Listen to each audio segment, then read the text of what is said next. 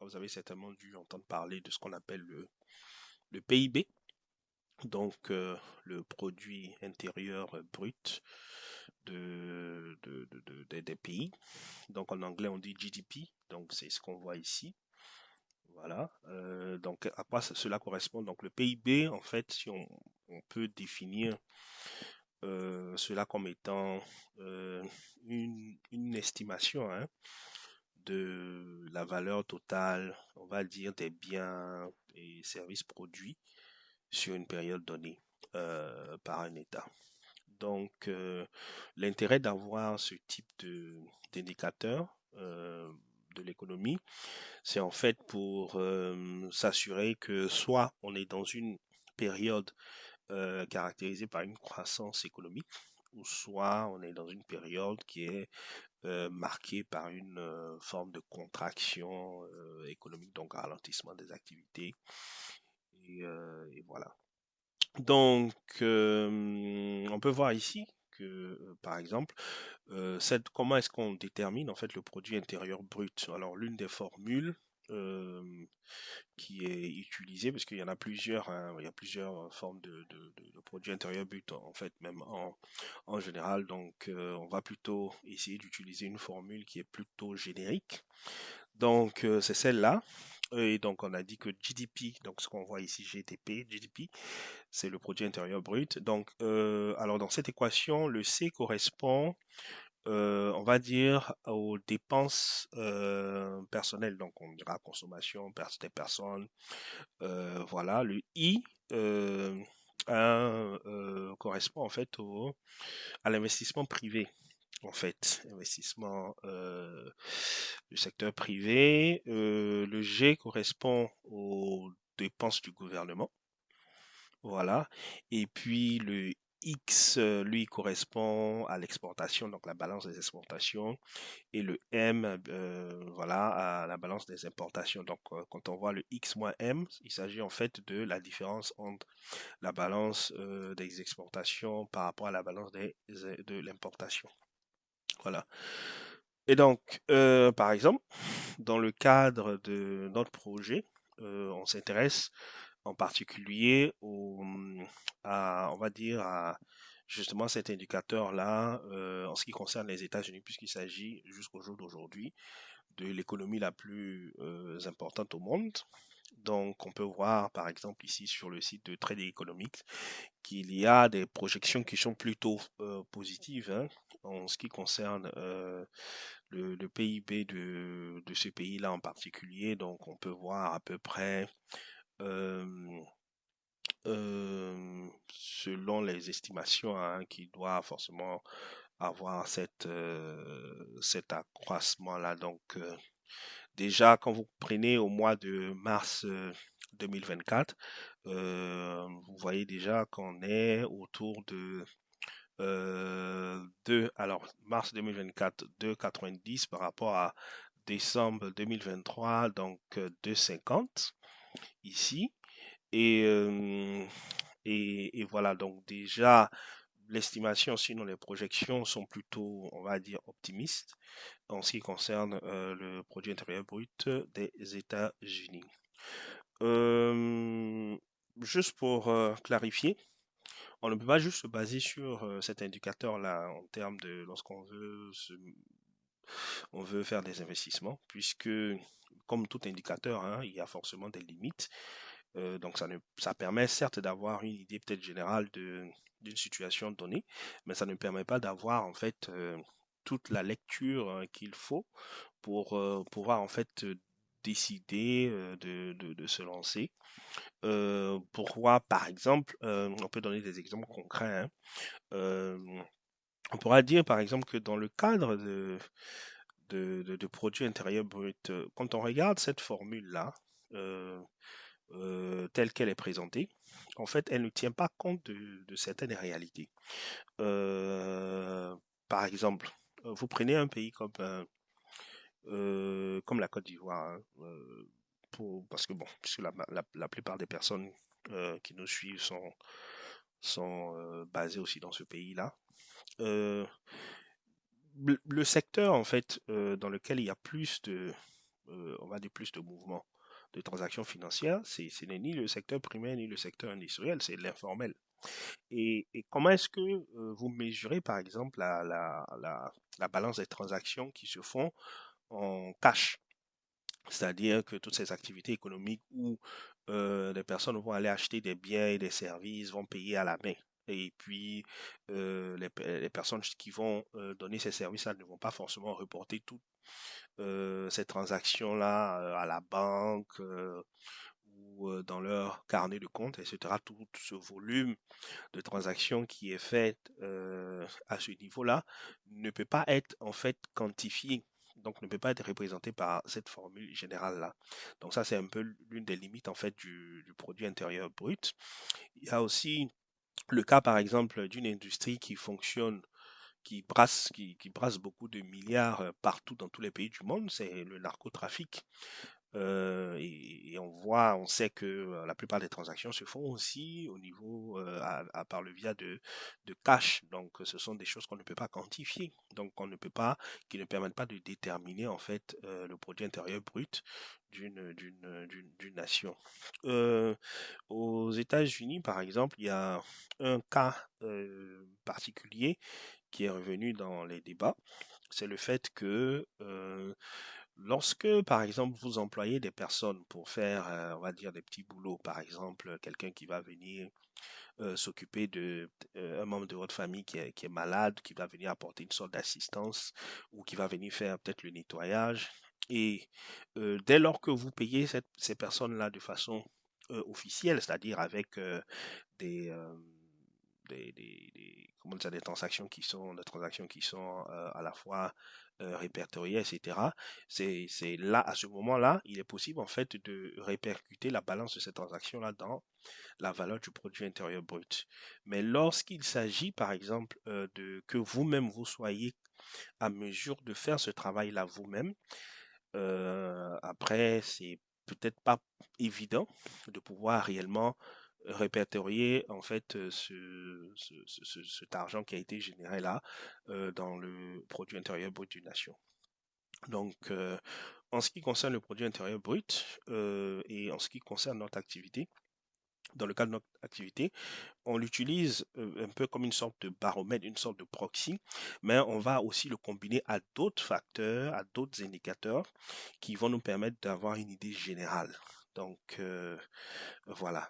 Et donc, c'est l'occasion peut-être d'introduire justement euh, un facteur comme celui-là. Alors, aujourd'hui, qu'est-ce qu'on a au niveau du calendrier? Euh, voilà. Voilà. Alors ici, qu'est-ce qu'on a? On va déjà s'intéresser à cet indicateur-là, donc ce qu'on appelle le S&P Global Composite PMI Final. Donc il faut comprendre par là. Donc il s'agit d'un indicateur en fait qui permet de mesurer le volume en fait de la production industrielle des États-Unis. Voilà, il faut juste comprendre ça sous cet angle-là. Et on peut voir, hein, donc auparavant, donc on va dire dans les chiffres qui ont été fournis lors de la dernière session, on était à 51,3 et le consensus était de 54,4, c'est-à-dire qu'il s'attendait à ce qu'il y ait une augmentation, sinon une amélioration de cette production, du volume de cette production-là. Et le chiffre qui est tombé le jeudi, je crois que c'est le jeudi, non, pardon, le mercredi 5, le chiffre qui est tombé est de 54,5, c'est-à-dire qu'on est au-delà des expectations. Donc, 54,5, c'est très positif. En tout cas, tant qu'on est au-dessus des 50, si on considère que ces valeurs-là, c'est sur une échelle de 100, tant qu'on est au-dessus de 50, on est notamment dans la zone optimiste. Et on peut voir ici, en ce qui concerne euh, tous ces services qui sont liés notamment à cette production industrielle, qu'on a aussi une augmentation assez considérable. Donc, pour un consensus autour de 54,8, on se retrouve effectivement à avoir atteint cette valeur-là. Donc, mais auparavant, on était à 51,3, donc de 51,3 à 54,8, on est toujours dans la continuité de, on va dire, une amélioration de la production, sinon du volume de la production industrielle, voilà, pour en ce qui concerne l'économie la plus importante au monde en ce moment. Euh, on ne va pas juste se focaliser sur notamment le volume euh, de la production industrielle, puisqu'il n'y a pas que le secteur industriel, hein, il y a plusieurs secteurs. Tout à l'heure, on avait parlé un peu, pour le cas de la Côte d'Ivoire, du secteur informel, etc. En ce qui concerne les États-Unis, un autre indicateur qui est intéressant, c'est celui-là, ce qu'on appelle le ISM Services PMI. Donc, lui, il permet de mesurer en fait le volume de la production, de la production là, mais en ne tenant pas compte de tout ce qui est industriel, c'est-à-dire que c'est carrément tout ce qui est non industriel qu'on va essayer de regrouper sous cet indicateur-là pour donner en fait un aperçu de, on va dire, du volume des services et des différentes activités, voilà, autour de cet indicateur-là. Donc, auparavant, on était à 49,4. On s'attendait à ce que cela augmente à 50,8. Finalement, le chiffre qui est tombé, il est de 53,8. Donc, on est vraiment dans une nette augmentation de la valeur de cette production-là. Et là, en ce qui concerne le secteur de ce qu'on appelle le Services Business Activity, bon, comme c'est écrit, hein, je crois littéralement, donc tout ce qui est services liés aux activités, voilà, de business, etc. Donc là, carrément, hein, on est passé de 50,9 à 61,2. Donc on a un chiffre qui est assez intéressant. Là, on est carrément sorti de la barre des 50 parce qu'on était à 50,9, on s'attendait à avoir 53. Là, on est carrément à 60. Donc on voit il y a comme une sorte de boom, on peut dire ça ainsi, au niveau des activités, notamment au niveau de ces services-là. Et donc, ça, ce sont des indicateurs qu'on peut combiner, notamment aux projections sur le produit intérieur brut, pour avoir une idée en fait de l'atmosphère économique qui règne en ce moment. Une autre chose qui peut être intéressante, et ça c'est juste les informations qu'on a là, donc ce sont les informations liées au stock de pétrole brut. Juste pour expliquer, il faut savoir que le carburant à la pompe, c'est on va dire, c'est une denrée qui est précieuse à la fois pour le consommateur lambda, mais c'est aussi euh, une denrée qui est importante pour les industriels, parce qu'on a des industries où les machines tournent au diesel, tournent au carburant. Et donc, avoir de la disponibilité sur le marché en grande quantité, notamment de barils de pétrole, ça permet de réduire le coût du carburant à la pompe et donc de permettre aux entreprises de faire du profit en dépensant moins, notamment dans les budgets pour acheter, notamment le carburant qu'ils utilisent pour faire fonctionner leurs entreprises. Donc, s'il y a par exemple, une raréfaction de la disponibilité du carburant sur le marché, cela aura des répercussions, notamment sur le coût des produits en fin de chaîne. Voilà, donc il va de soi. Euh, alors ici, qu'est-ce qu'on a? On voit que le chiffre qui est tombé, il est de 1,233 millions de barils pour cette semaine-là. Alors, avant cela, on était autour de moins 4,156, c'est-à-dire qu'on avait un déficit autour de moins 4,156 millions de barils.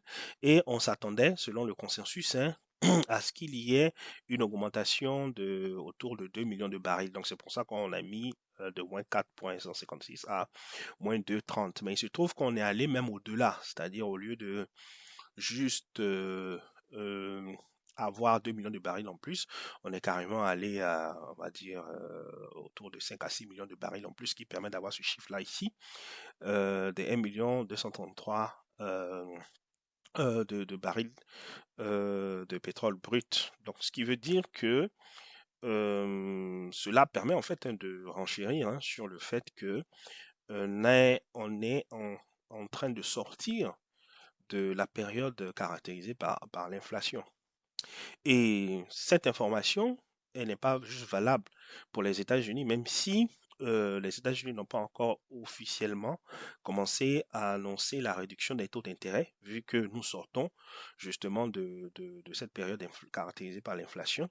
Mais dans d'autres, on va dire, zones économiques, que ce soit en Europe, que ce soit au Canada, on constate que ben, déjà, les banques centrales ont commencé à réduire le taux d'intérêt sur le marché.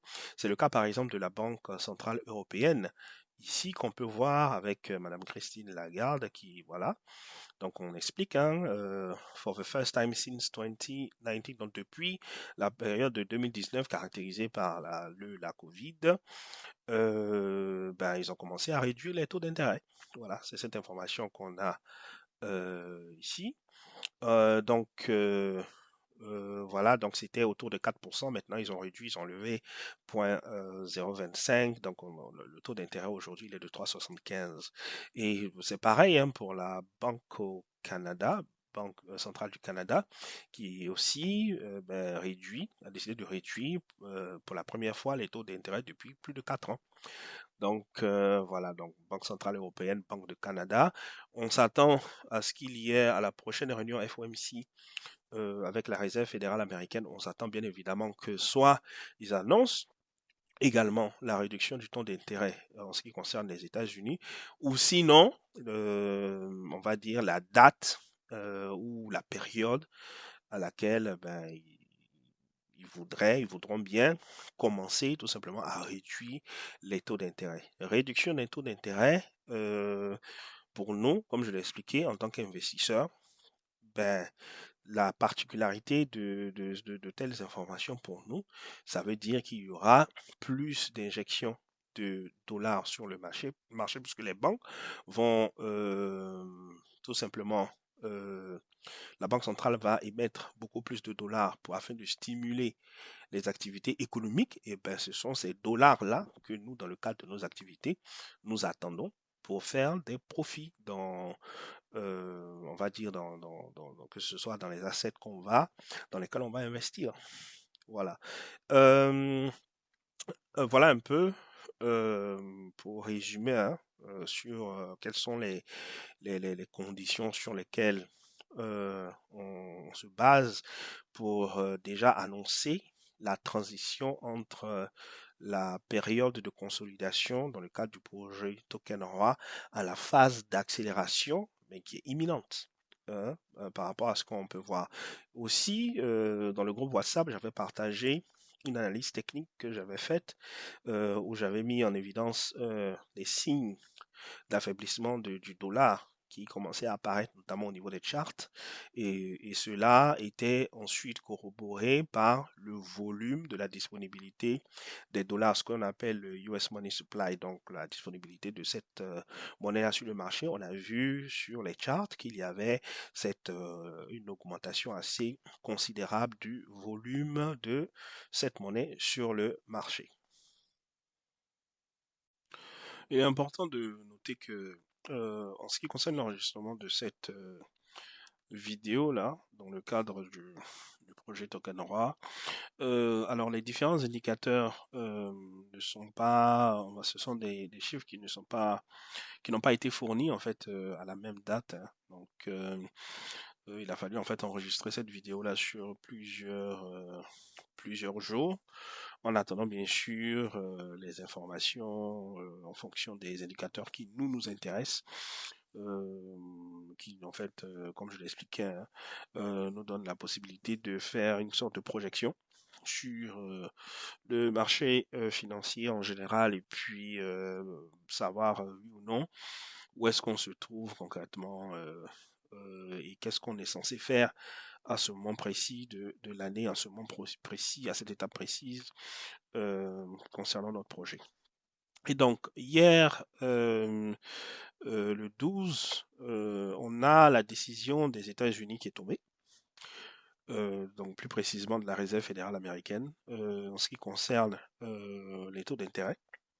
Et donc, c'est ce qu'on peut voir ici sur Sky News. Donc, Alors la projection, c'est qu'ils comptent faire on va dire, une réduction des taux d'intérêt en 2024. Ils n'ont pas précisé exactement quand, mais ils ont affirmé. Donc, comme on avait dit, hein, soit ils allaient emboîter le pas aux autres banques centrales. On a vu le cas de la Banque centrale européenne, le cas de la Banque du Canada. Et donc, naturellement, on s'attendait à ce qu'ils emboîtent le pas. Donc, soit qu'ils procèdent systématiquement à une réduction des taux d'intérêt pour cette réunion FOMC qui a eu lieu, ou au moins qu'ils annoncent, ils fassent une telle annonce qui est une annonce plutôt positive, hein, dans le monde de l'investissement. Donc, euh, voilà ce qu'il est ressorti de cette réunion-là. Et, et donc, qu'est-ce qu'il faut comprendre? Déjà, pour en venir à cette décision, il est important de voir un peu au niveau de l'inflation, puisque c'est ce qui a été vraiment la cause, on va dire, officielle, hein, de l'augmentation des taux d'intérêt, en tout cas en ce qui c'est depuis 2022, entre 2022 particulièrement de 2022 à 2023. Et on peut voir, selon les chiffres les plus récents qui sont tombés là, que lorsque vous prenez par exemple un indicateur tel que celui-là, ce qu'on appelle le core inflation rate, alors on voit ici que alors lors de on va dire le mois passé, pardon, on avait un chiffre autour de 3,6%. Et le chiffre qui est tombé, il est de 3,4. Donc, ça veut dire qu'on a eu une réduction de 0,2 sur l'inflation. Donc, on a une réduction. C'est ce qui apparaît là. Je ne sais pas si je peux peut-être voilà, mettre ça bien en évidence. Donc, 3,6 previous, donc c'était auparavant, et actual, c'est-à-dire maintenant 3,4. Donc, réduction de 0,2%. Donc, on a effectivement une euh, diminution on va dire, de l'inflation. En tout cas, c'est ce qui est reporté au niveau des chiffres officiels. Et aussi, il faudrait tenir compte aussi d'une autre réalité, c'est que bon, on pourrait penser, hein, que lorsqu'on donne des chiffres aussi pertinents, qui montrent clairement qu'il y a une réduction de l'inflation, on devrait s'attendre à ce que systématiquement la Réserve fédérale américaine décide automatiquement ou sinon conséquemment réduire les taux d'intérêt. Mais il y a un autre facteur, euh, on va dire, auquel il faut tenir compte, c'est que lorsque vous prenez par exemple ce qu'on appelle le United States Non-Farm Payroll, donc les payrolls en fait ce sont les bulletins de salaire, je ne sais pas si je peux traduire ça comme ça, on voit qu'il y a une augmentation de ce nombre de bulletins-là autour du mois de mai. Donc, lorsqu'on voit la courbe, là, si vous voyez les charts, vous allez voir qu'ici, par exemple, c'est le mars. Donc, regardez mars. Ensuite, avril. Donc, mars, on était autour de 310. Voilà, 310 000, hein, plus précisément. Avril, il y a eu une baisse. Donc, ça veut dire qu'il y a eu moins de travailleurs euh, en activité dans le privé. Donc, quand on dit non-farm, c'est-à-dire qu'on parle essentiellement de ceux qui ne sont pas dans le secteur primaire. Donc, ceux qui sont dans le secteur en particulier industriel, par exemple, et qui travaillent dans le secteur industriel, les entreprises. Et on voit, donc au mois de mars, on avait 310 000 bulletins de salaire. Et donc, il y a eu une baisse autour du mois d'avril à 165, carrément presque de moitié. Et pour le mois de mai, on voit qu'il y a une recrudescence justement de ce nombre de bulletins de salaire qui montre qu'il y a beaucoup plus de personnes en activité.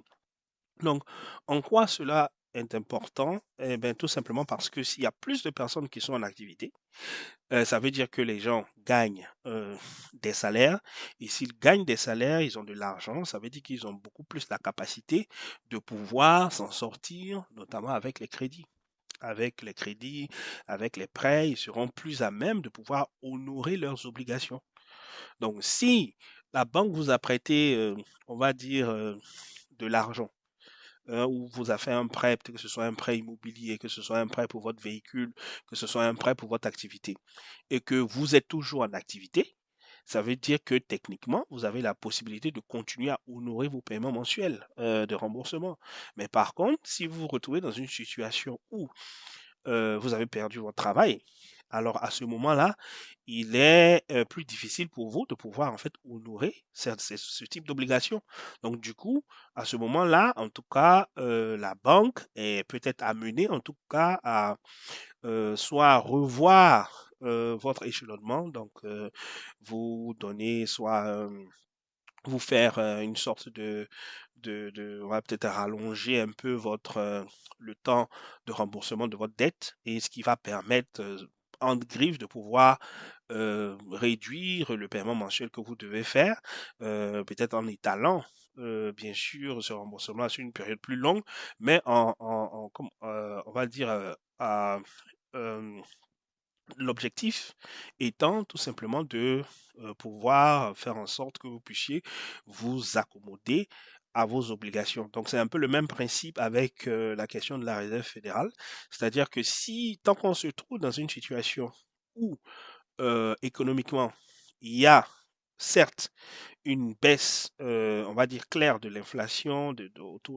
autour des activités économiques, mais que paradoxalement, on est dans la situation où on a beaucoup plus de travailleurs qui sont en activité, donc on a, euh, on va dire, la population qui n'a pas de difficulté réelle économique à pouvoir faire face au taux d'intérêt imposé par les banques.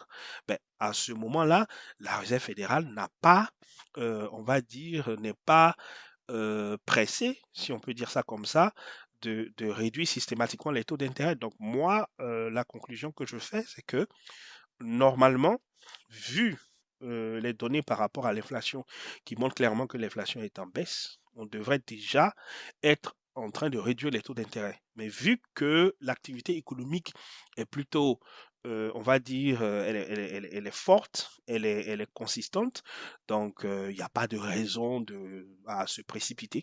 Donc du coup, on comprend en fait l'intérêt d'une telle annonce de dire que voilà, on compte bien sûr baisser les taux d'intérêt en 2024, quelque part en 2024, on ne précise pas la date, ben, parce que bon, il n'y a pas péril dans la demeure, si on peut dire cela ainsi. Et pour les personnes qui suivent notamment sur WhatsApp les informations que nous communiquons, j'avais parlé en fait de cet indicateur-là, celui-là, donc ce qu'on appelle le US Money Supply. Donc, comme on le dit, hein, le supply, c'est la disponibilité de l'argent du dollar. Et bien, on peut voir, hein, en fonction des charts, là, c'est pour le mois de mars, avril, mais regardez, depuis, on va dire carrément depuis octobre 2023, on est dans une forme d'ascendance. Donc, on peut voir ici voilà, en fonction des différents volumes, voilà, on ne fait que monter.